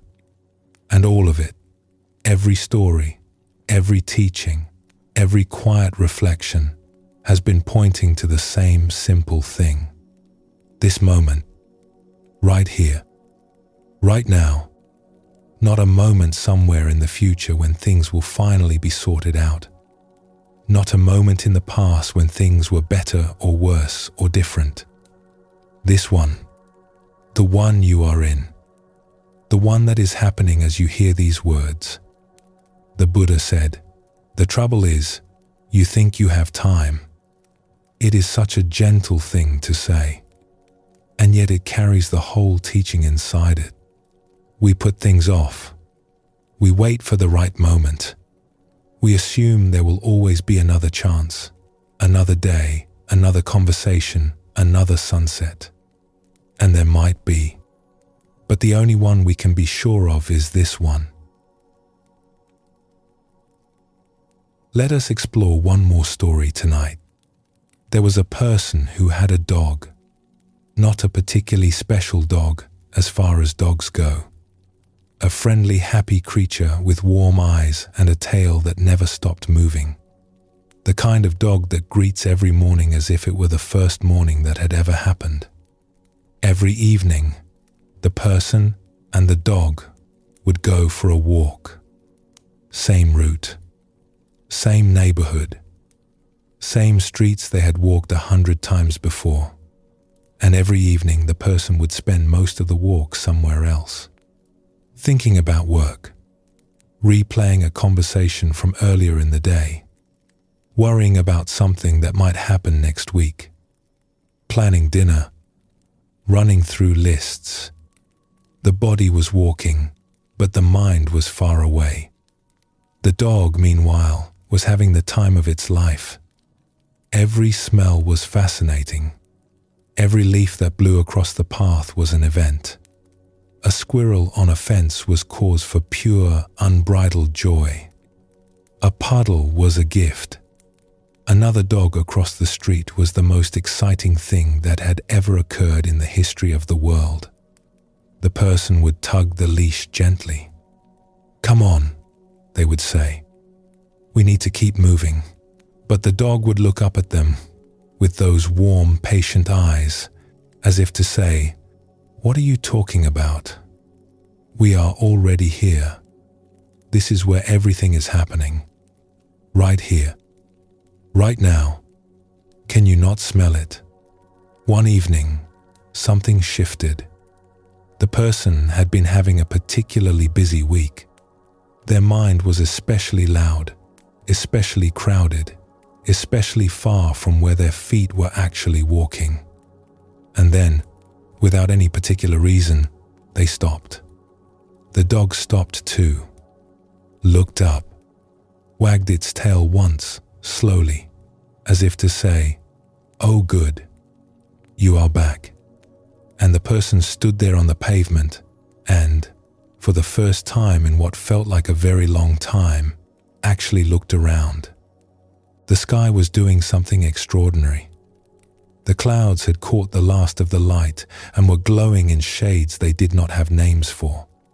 The air smelled like cut grass and something sweet from a garden nearby. A bird was singing from a rooftop, clear and unhurried. It had all been here the whole time. Every evening, on every walk. This beauty, this vividness, this ordinary, breathtaking aliveness. It had been here, and they had been somewhere else. The dog leaned against their leg. "You have been trying to tell me this the whole time, haven't you?" the person said. The dog wagged its tail. There is something that animals seem to understand that we have to keep relearning. They do not live in the past. They do not project into the future. They are simply here, fully and completely, in whatever moment they find themselves in. We are different, of course. We have these wonderful, complicated minds that can remember and imagine and plan and dream. And those are beautiful capacities. But they come with a cost. The cost is that we can lose the present moment entirely. We can live our whole lives one step removed from actually being here. A Zen teacher once said, "When walking, just walk. When eating, just eat. When sitting, just sit." It sounds almost too simple. But try it. Try, even for a moment, to just do what you are doing. without commentary, without analysis, without the mind running its usual background noise. Just this.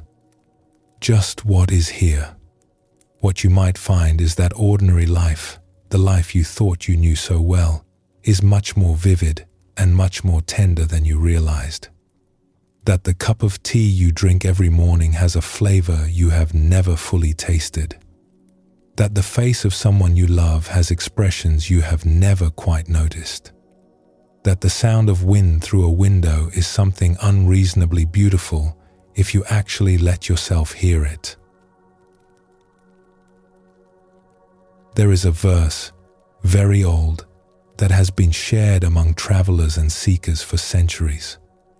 It goes something like this: living, I do not know why. Going, I do not know where. I am amazed that I am so cheerful. When you first hear it, it might sound like a contradiction. How can someone be cheerful when they do not know the answers to the most basic questions? Why am I here? Where am I going? What is the meaning of all this? But the more you sit with it, the more you realize that the cheerfulness does not come in spite of the not knowing. It comes because of it. When we stop insisting that we need to understand everything before we can enjoy it, something wonderful happens. We relax. The weight of all that figuring out, all that trying to make sense of things, all that effortful searching for meaning, it lifts. And what is left is just this. Just life. Just being here. And it turns out that being here, really being here, without needing it to be anything other than what it is enough.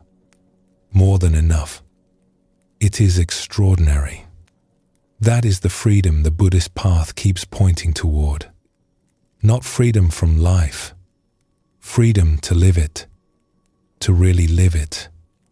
To taste it and feel it and see it and let it touch us, without the constant filter of our thinking and our worrying and our planning getting in the way. There is a story about a person who was always busy, not unhappy exactly, just always moving, always on the way to the next thing. The morning was for getting ready for the day. The day was for getting through the work. The evening was for preparing for tomorrow. Everything was a bridge to something else. Nothing was ever just itself. One morning, this person woke up earlier than usual. Not on purpose. They just woke up, and the house was quiet, and the light was still grey and soft. They lay there for a moment, and instead of reaching for their phone, or starting to think about the day ahead, they just stayed still. And they noticed the light, how it was coming through the curtains in these soft, pale stripes, how it moved slowly across the ceiling as the minutes passed, how it changed color gradually from gray to gold as the sun came up. They had lived in this room for years. This same light had been doing this same thing every morning, and they had never seen it. Not once. They got up and went to the kitchen, made tea, and instead of drinking it while reading the news or checking messages, they just sat at the table and held the warm cup in their hands, felt the heat of it, smelled it, took a sip and actually tasted it. It was just tea. Just ordinary tea in an ordinary cup on an ordinary morning. But something about the way they were paying attention made it feel like a gift. Like the morning itself was offering something, and for once, they were actually there to receive it. Later, they told a friend about it. "I had the strangest experience this morning," they said. "I just sat and drank tea. That is all. And it was one of the most peaceful moments I have had in years." The friend laughed gently. "Maybe the peace was always there," the friend said. "Maybe you were just too busy to drink it. There is a teaching in the Zen tradition that the whole of enlightenment can be found in a cup of tea. It sounds like a riddle, but it is not. It is simply saying, if you can be fully here for one sip of tea, you can be fully here for anything. And being fully here is all there is. Let us sit with this for a moment, not as an idea, but as something we can feel. Right now, wherever you are, your body is breathing. You did not have to ask it to. You did not have to plan it or figure it out. It is just happening. Your heart is beating. Again, all on its own. Quietly, steadily, faithfully. It has been doing this your entire life without asking for anything in return. The air around you is a certain temperature. There are sounds, near and far. Maybe the hum of something electrical. Maybe rain.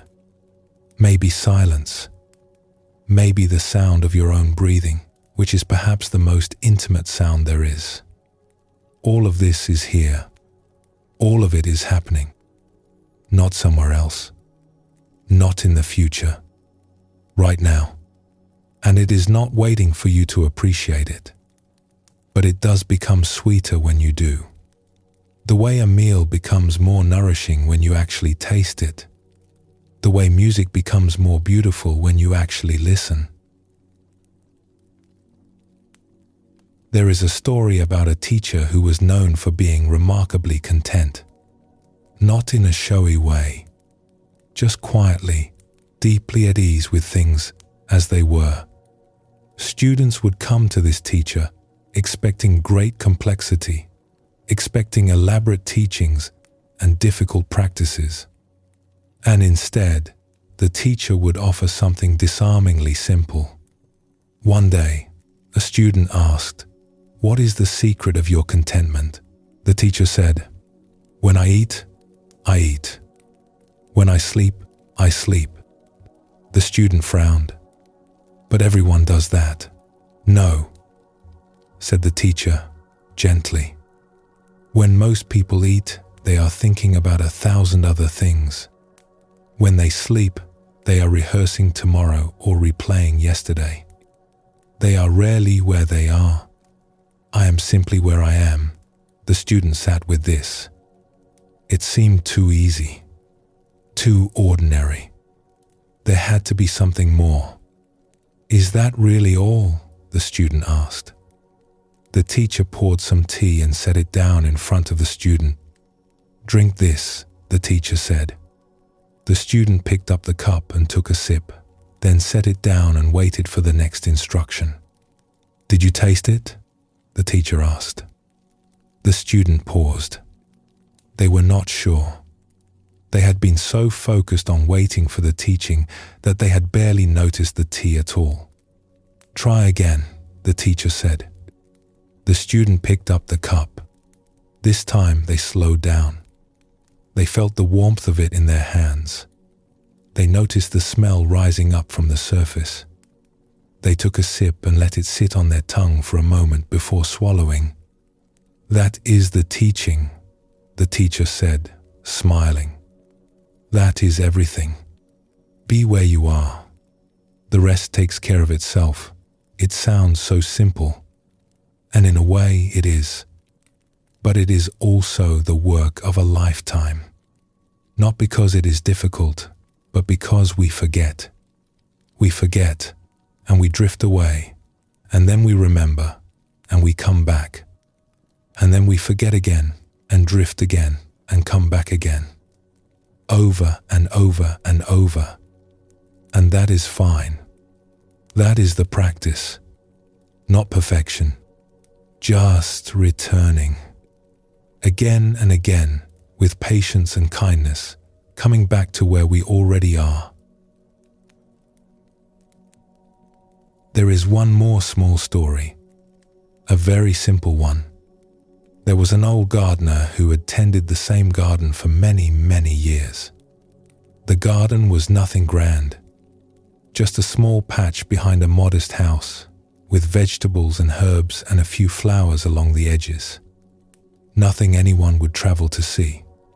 One day, a visitor came by and noticed the gardener kneeling in the soil, very carefully planting a small seedling.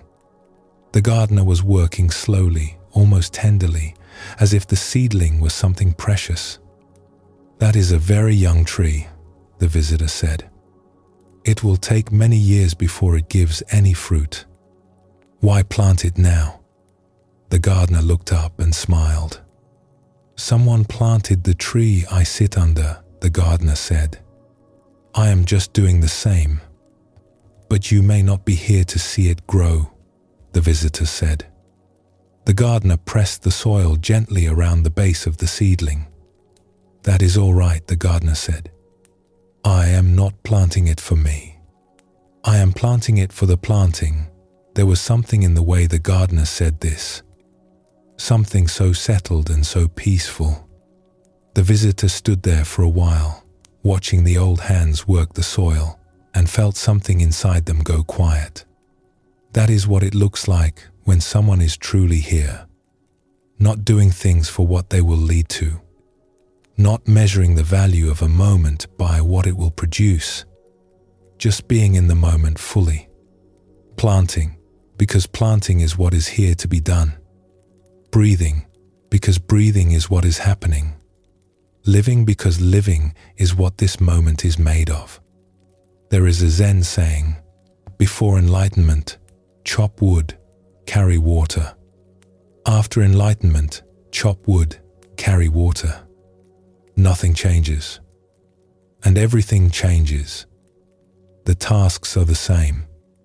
The moments are the same. But the way we meet them is completely different. We meet them with our whole heart. We meet them with our whole attention. And that makes all the difference. The Zen tradition has a beautiful image for the way awareness works. It is the image of a bell. When a bell is struck, the sound goes out, clear and bright. And then, slowly, it fades. The silence comes back. And then the bell is struck again, and the sound goes out again. Our awareness is like that. We wake up to this moment, clear and bright. And then the thoughts come back in, and the sound fades, and we drift off again. And then something calls us back. A sound, a feeling, a breath, and we wake up again. Each time we come back, it is fresh. Each time we notice that we are here, actually here, it is like hearing the bell for the first time. It does not matter how many times we have drifted away. What matters is that we keep coming back, that we keep hearing the bell, that we keep saying yes to this moment, whatever it holds. The Buddha's last words to his students were very simple. He said, "Be a lamp unto yourselves. Work out your own way with diligence." He did not say, "Figure it all out." He did not say, "Get it right." He said, "Keep going. Keep paying attention. Keep coming back." And so that is what we do. We keep coming back to the breath, to the body, to the sound of rain or wind or silence, to the feeling of being alive, right here, right now, in the middle of this vast and beautiful and mysterious life. We do not need to go anywhere else. We do not need to become anyone else. We do not need to wait for something better to come along. Everything we have been looking for is already here. It has always been here. Quietly, patiently, waiting for us to notice.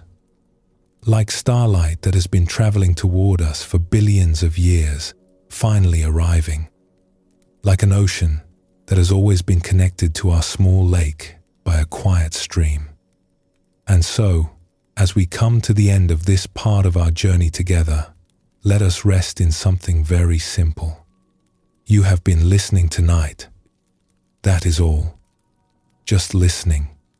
And yet that listening, that quiet willingness to be here and receive, is itself a kind of practice. You did not have to work for it. You did not have to earn it. You simply showed up, and you stayed, and you let these words and stories wash over you the way the tide washes over stones on a shore. There is a teaching that says the whole path can be summed up in a single word: awareness. Not a special kind of awareness.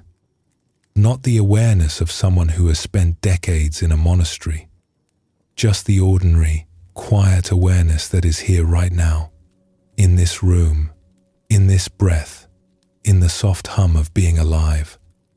It is the awareness that notices the weight of your body resting where it rests. The awareness that hears the silence between sounds. The awareness that knows, without being told, when something is beautiful. You have always had this. It was there when you were very young, before you had words for anything, before you knew what things were called or how they were supposed to work. It was there in the way you looked at the world with wide open eyes, taking everything in without sorting it or judging it or filing it away. It has never left you.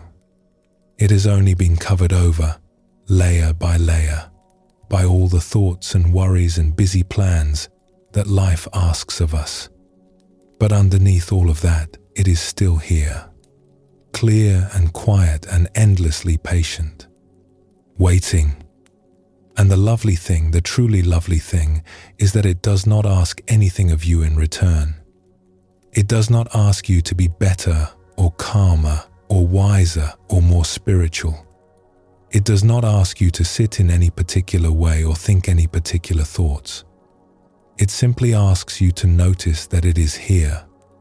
That is all. Just to notice. And tonight, you have been noticing, perhaps without even realizing it. In the moments between stories, in the small silences between words, something inside you has been quietly opening. Like a flower that opens not because anyone told it to, but because the light was there, and the warmth was there, and the time was right. The Buddha once said, "You yourself, as much as anybody in the entire universe, deserve your love and affection." So as you lie here, wherever you are, let that settle. You are not a project to be completed. You are not a problem to be solved. You are a living being, breathing softly in the middle of a vast and tender night, and that is more than enough. That has always been more than enough. The ocean does not try to be the ocean. It simply is. And so are you. Let us rest here for a moment. There is no hurry. Just this breath. Just this quiet. And when you are ready, we will say good night.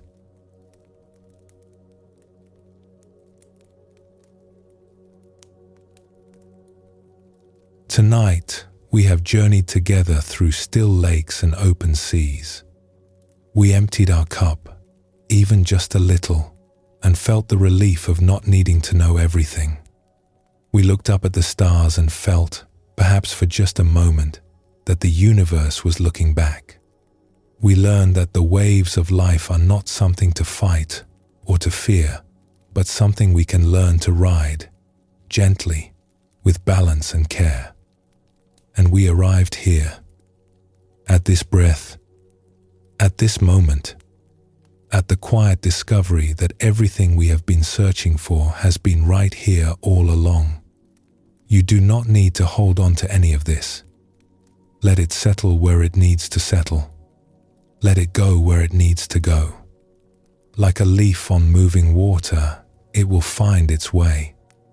Thank you for being here tonight, for listening, for being open, for being willing to rest in the mystery, even for just a little while. Sleep well, and thank you for joining us here at Sleepy Monk.